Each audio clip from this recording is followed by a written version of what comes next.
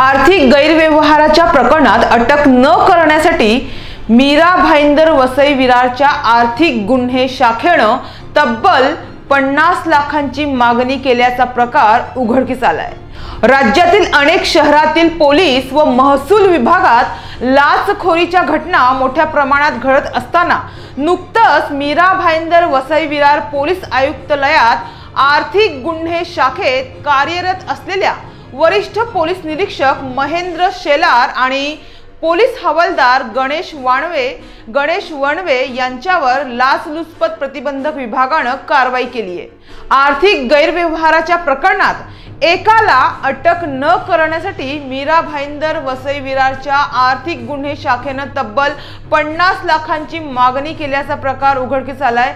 या रकमेतील 15 लाखांचा पहिला हप्ता घेताना गणेश वणवे या पोलीस कर्मचाऱ्याला बुधवारी रंगेहात अटक करण्यात आली आहे।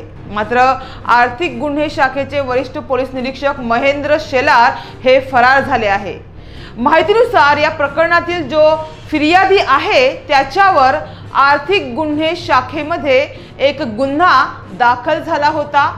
त्यामध्ये अटक न करण्यासाठी तसेच मदत मिळवून देण्यासाठी आर्थिक गुन्हे शाखेचे वरिष्ठ पोलीस निरीक्षक महेंद्र शेलार यांनी 50 लाखांची मागणी केली होती। तडजोडीनंतर रक्कम 35 लाखांवर ठरवण्यात आली। मात्र यानंतर जो फिर्यादी होता त्याने ठाण्याच्या लाचलुचपत प्रतिबंधक विभागाकडे तक्रार दाखल केली होती। या संपूर्ण प्रकरणाची शहानिशा केल्यानंतर लाचलुचपत प्रतिबंधक विभागानं पोलीस आयुक्तालयात सापळा लावला होता। 35 लाख या लाचेच्या रकमेतील 15 लाखांचा पहिला हप्ता घेताना भाईंदर पोलीस ठाण्यातील कर्मचारी गणेश वणवे याला रंगेहात अटक करण्यात आली। मात्र वरिष्ठ पोलीस निरीक्षक महेंद्र शेलार हे फरार झाले आहे।